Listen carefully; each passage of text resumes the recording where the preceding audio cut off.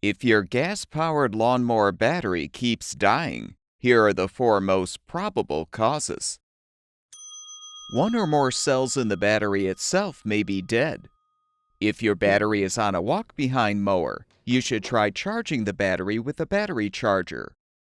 If the battery still won't hold a charge, the component is likely faulty and will need to be replaced.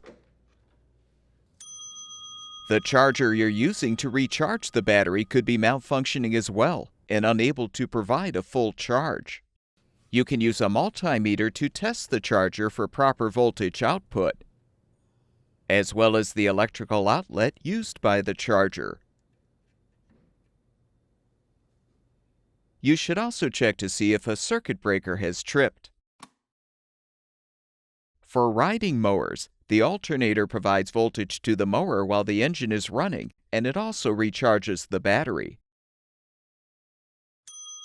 To determine if the alternator is defective, you can use a multimeter to test the alternator's voltage output according to the component's wiring diagram.